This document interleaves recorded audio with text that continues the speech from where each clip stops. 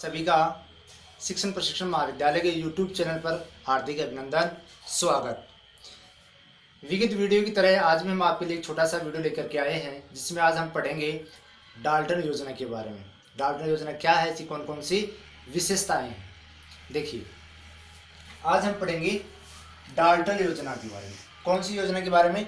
Dalton योजना के बारे में। सबसे पहली बात, हमें जैसे और विधियाँ हमने पढ़ी हैं, तो जैसे हमने मोंटेसरी विधि पढ़ी, पेस्टोलॉजी विधि पढ़ी, तो उनके नाम से ही उस विधि का प्रतिपादक भी वही होता है। जैसे पेस्टोलॉजी है, दूसरे प्रतिपादक कौन है? पेस्टोलॉजी। लेकिन इस विधि में आपको विशेष ध्यान रखना है कि जो डाल्टन योजना है, ये डाल्टन नाम का कोई व्यक्ति नहीं है जिसने योजना दी है।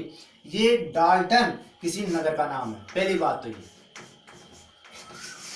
डाल्टन अमेरिका का एक नगर है जहां पर इस विधि का विकास हुआ। क्लियर? अब बात करते हैं कि इसके प्रतिपादक कौन है। नंबर 1, प्रतिपादक कुमारी हेलन पार्कहर्स्ट। डाल्टन योजना की प्रतिपादक कौन है? कुमारी हेलन पार्कहर्स्ट।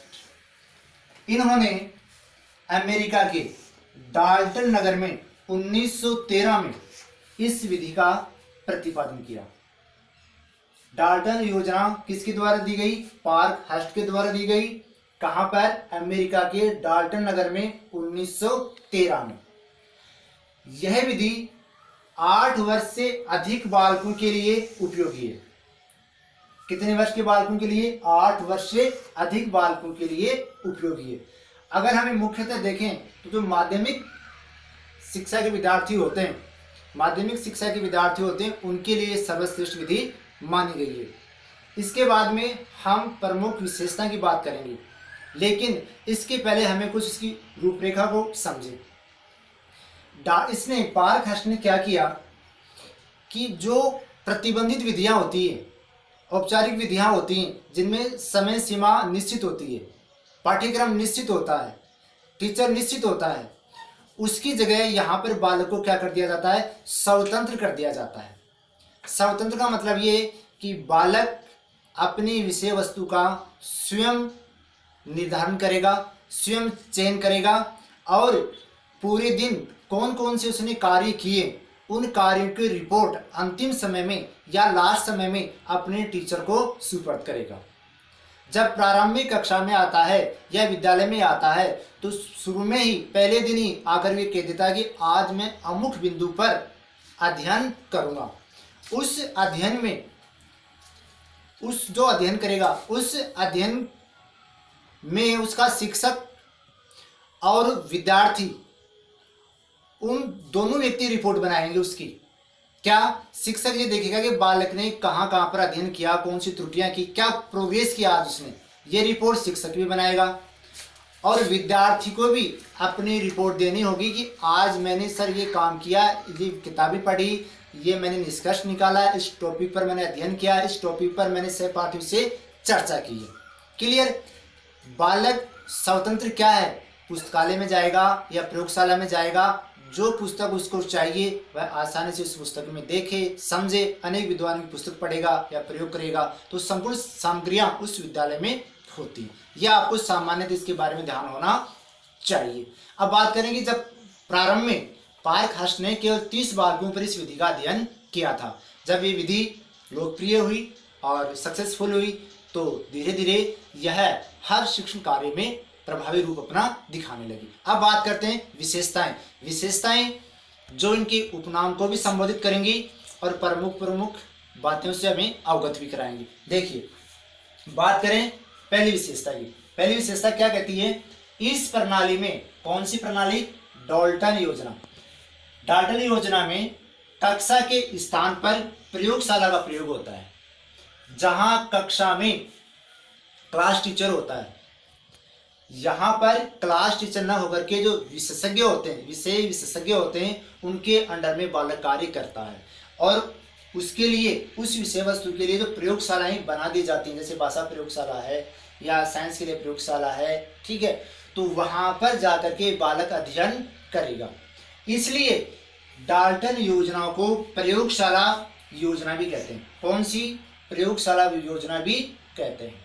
दूसरी विशेषता, कक्षा शिक्षण प्रणाली की जगह स्वाध्याय प्रणाली पर बल दिया जाता है, जहां पर हम सामान्यतः किसी कक्षा में बैठकर और कम से कम 5 या 6 पीरियड आते हैं और हर टीचर से अलग अलग विषय वस्तु को हम पढ़ते हैं, लेकिन यहाँ पर कक्षा शिक्षण प्रणाली से बालक दूर रहता है या उसकी आवश्यकता नहीं पड़ती है। यहाँ पर बालक स्वयं उस प्रयोगशाला में जाएगा या पुस्तकालय में जाएगा और वहाँ अपनी इच्छा के अनुसार जो बिंदु उसने उस दिन के लिए चुना उस पर अपनी चर्चा करेगा और साथ साथ में साहित्य सामग्री का भी प्रयोग करेगा।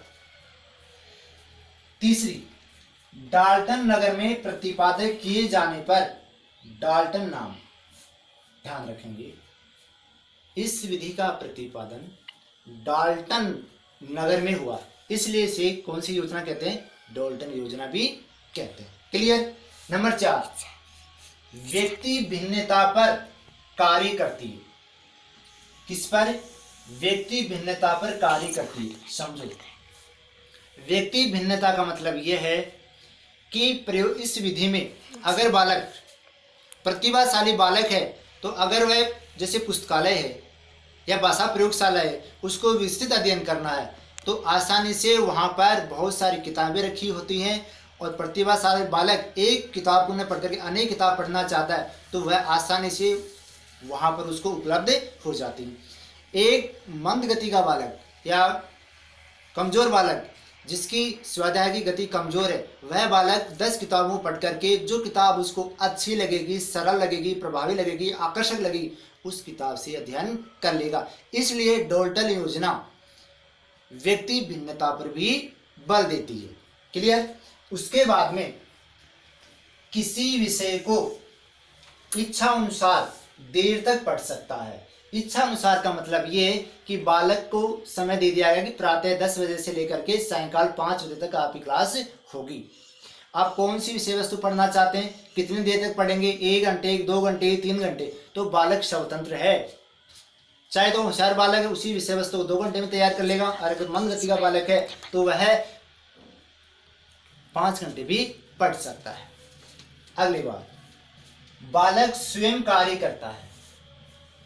जितना भी कार्य करेगा बालक करेगा, शिक्षक केवल एक निर्देशक के रूप में होगा, क्योंकि विषय वस्तु के बिंदु का चुनाव भी कौन करता है? बालक ही करता है। इसके बाद में बालक स्वयं कार्य करता है, शिक्षक केवल क्या होता है? निर्देश देता है। अगर उसे किसी प्रकार की कोई रुकावट आ रही, समझ में नहीं आ रही तो वास्तव में पूछ सकता है, लेकिन यहाँ पर टीचर क्या करता है? एक निर्देशक का कार्य करता है। फिर बात करें, इस विधि को ठेका प्रणाली भी कहते हैं। क्या कहते हैं? ठेका प्रणाली, जिसे हम कह सकते हैं कॉन्ट्रैक्ट सिस्टम। देखिए, ठेका प्रणाली का मतलब, इसका नाम ठेका प्रणाली क्यों पड़ा है? इसलिए पड़ा है कि संपूर्ण विषय वस्तु को सबसे पहले वार्षिक योजना बनाई जाती है। कितने महीनों के लिए? 10 महीने के लिए वार्षिक योजना बना ली गई है। 10 महीने की योजनाओं को हर महीने में डिवाइड कर दिया जाता है। किसमें? महीने में, कि भाई इस महीने में इस बिंदु को पढ़ाया जाएगा, इस महीने में इस बिंदु को पढ़ाया जाएगा। इसके बाद में महीने का डिवाइडेशन हो गया। महीने के बाद में सप्ताह में क्या क्या पढ़ाया जाएगा उसका निर्धारण होता है। सप्ताह के बाद में 7 दिन होते हैं, 7 दिन में 5 दिन वर्क होता है। तो सोमवार की कौन सी विषय वस्तु के बारे में बालक पढ़ेगा, मंगलवार को कौन सी बात पढ़ेगा, बुधवार को कौन सी में, बृहस्पतिवार को कौन सी में। इस प्रकार से सारी विषय वस्तु को निर्धारित कर लिया जाता है। ठीक है, इसलिए इसे ठेका प्रणाली भी कहते हैं या कॉन्ट्रैक्ट सिस्टम भी कहते हैं। अब आप ये कहेंगे सर वर्तमान में इसकी क्या प्रासंगिकता है, क्या वर्तमान में ऐसा कार्य हो रहा है, इस विधि का प्रयोग हो रहा है? बिल्कुल हो रहा है। देखिए क्या है, वर्तमान में जिस भी पाठ्यक्रम में सेमेस्टर प्रणाली चल रही है, ध्यान से सुनना, जिस भी कक्षा में या जिस भी कोर्स में सेमेस्टर प्रणाली जहां पर अपनाई जा रही है उस सेमेस्टर प्रणाली किस पर आधारित है? इसी डाल्टन योजना पर आधारित है। किस पर आधारित है? डाल्टन योजना पर आधारित है। तो प्रश्न ऐसा आ सकता है कि वर्तमान में जो सेमेस्टर प्रणाली है इस सेमेस्टर प्रणाली का मूल आधार क्या है? डाल्टन योजना। ठीक है, इसके बाद में एक बात और ध्यान रखनी है कि जहाँ तक वर्तमान जो शिक्षा प्रणाली चल रही है उसमें बालकों को केवल ज्ञानात्मक पक्ष पर बल दिया जाता है। इस पर ज्ञानात्मक जो पेपर होता है उसमें अधिकतर ज्ञानात्मक पक्ष पर बल दिया जाता है। ज्ञानात्मक का मतलब है विषय वस्तु को पढ़ा और याद कर लिया। ठीक है, लेकिन यह विधि बालकों के अवबोध स्तर का ज्ञान कराती है। किसका? अवबोध स्तर का ज्ञान करवाती। अवबोध का मतलब ये होता है कि बालक पढ़ने के बाद में महसूस करे कि वास्तव में मुझे समझ में आ गया है, ये अच्छी विषय वस्तु उसके लिए सरल हो जाती है। वो क्या होती है? अवबोध का ज्ञान। जहाँ पर ज्ञानात्मक क्या होता है कि बालक रट लेता है कि विषय वस्तु इतने प्रकार होते हैं, 4 प्रकार होते हैं, लेकिन जब तक उसको अनुभव नहीं लेता, उसका अवबोध नहीं होता, उस विषय वस्तु का एहसास नहीं होता है, तब तक वह विषय वस्तु कठिन मानी जाती है। तो डाल्टन योजना अवबोध का ज्ञान करवाती है। किसका? अवबोध का ज्ञान करवाती है या अवबोध के स्तर पर आधारित होती है। तो ये हमारी होती है डाल्टन योजना।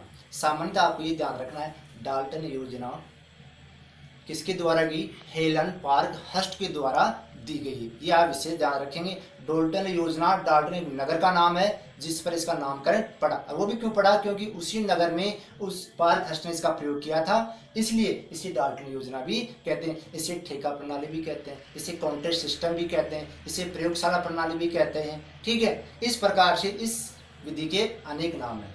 तो आज के लिए इस विधि के बारे में इतना ही। फिर से आपसे मिलते हैं एक नई वीडियो के साथ। आप सभी विद्यार्थियों का फिर से बहुत बहुत स्वागत, धन्यवाद।